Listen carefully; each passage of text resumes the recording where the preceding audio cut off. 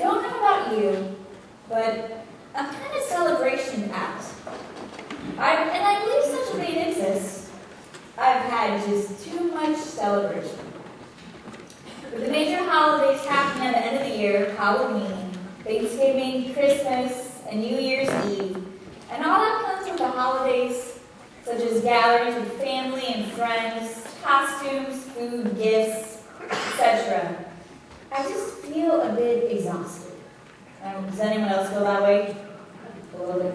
Yeah, Teresa? We have all those kids to take care of too. I have to agree with it. And I don't know about you, but I just want to relax a little bit. I want to kick off my shoes and rest my feet on the couch and just be. And honestly, we all need to experience relaxing moments like that, where we just be, or else we just go crazy. But for most of us, relaxation is but a fleeting moment before we charge on towards the next in life. And in the Christian world, in our Christian calendar, the next is another big one. And it's earlier this year, thank you for the sun or moon for dictating that, Lent, Holy Week, and Easter. I'm literally both exhausted and excited thinking about Lent 2013 and all its possibilities. But we need to wait a moment. We need to stop ourselves before we start thinking too much about Lent. We're missing something. There's another celebration to be had. We're not done. And it's often a forgetted one because it's sandwiched in between the big giants of Christmas and Easter. So church, we're not done celebrating quite yet. Because today we rejoice in the day of, wait for it, Epiphany. I know you're all excited. I see. Now, what is this Epiphany after all?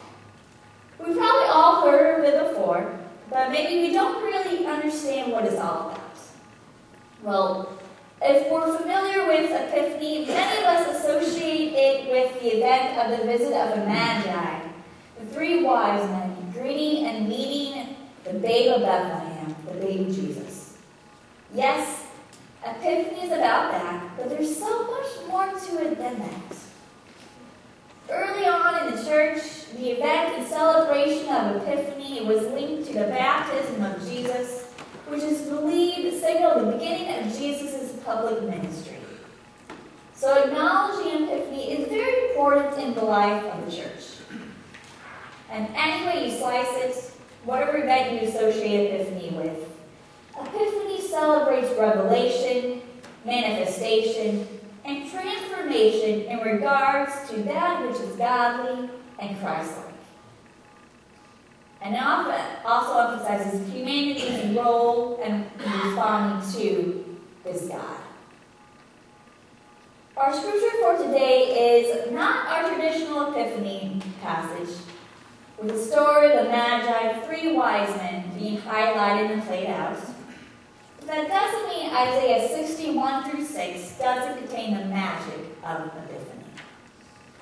No, this passage was not written with those three wise men in mind, and perhaps not even Jesus in mind.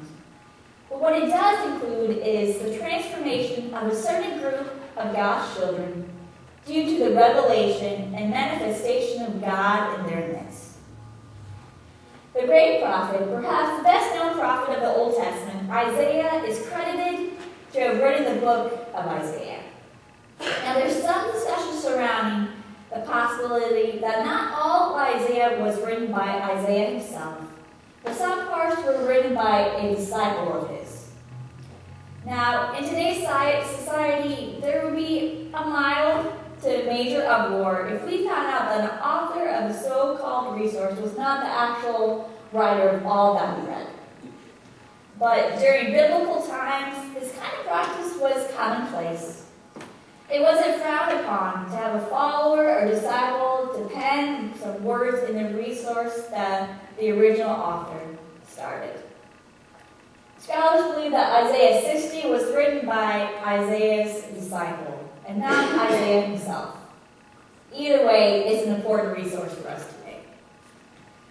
We find chapter 60 located in a very interesting place within the big picture of Isaiah. The book of Isaiah is traditionally divided into three distinct sections. The first part is believed to have been written before the Israelites were forced into exile in Babylonia. The second part is believed to have been written while the Israelites were in the midst of exile. And the third part is believed to have been written after and as the Israelites were returning home. And Isaiah 60 is located in this third section. Our scripture is not just words, but it's written poetry. In the chapters directly before our scripture, we have a very dark tone, where the author is lamenting that there's little hope for the Israelites, and that God's favor is not on them. But then, in Isaiah 60, the tone and their situation changes. It seems as if there's a 180-degree turn, and the Israelite situation is different. Now, there's hope for them, because a great light has come. Isaiah 60 was written for a people who were almost there, but not there yet. It was written to emphasize to the Israelites that their time in exile will soon come to an end. But it is not here quite yet. But soon, very soon, they will return back home, refill the touch of their homeland. Because the scripture points out, their light has come. And this light is God in their midst. Now, let's not be mistaken. God was always with the Israelites before their exile, during their exile, and now. But something changed. We don't know what it was or is, but something was different. The manifestation of God as represented as lights in our scripture was with the Israelites, and they became fully God's people once again. And not only that, but the rest of the passage states that other nations, other groups of God's people, will look towards them and the light that they hold. While the scripture was written very long ago, without a thought given to any one of us, without the knowledge of Wabash, Indiana, or Wabash Christian Church, we can relate to the Israelites and their plight. During Advent and Christmas time, we have been reminded once again of the amazing gift of God in our midst, as represented by a newborn baby born in such a humble manger. And this baby brought a new kind of light to the world, one that has not been replicated ever since.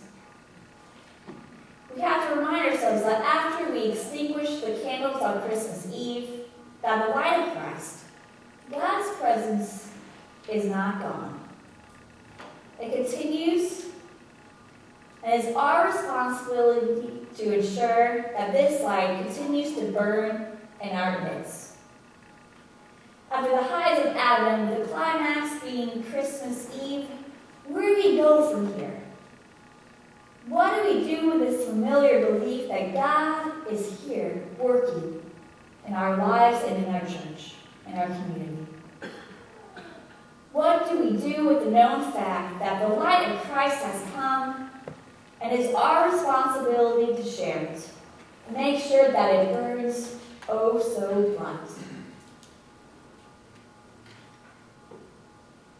Christmas time for me is always bittersweet, because it seems as if many of us really get into that holiday spirit and get more quote-unquote religious. But after the last present is opened, the last pie is eaten, and the last candle is blown out, the same one strong spirit seems to fade away a little bit. And we start to return to our normal lives. And the light that we once carried so brightly during the holiday season becomes much darker and feels more distant. But it doesn't have to be.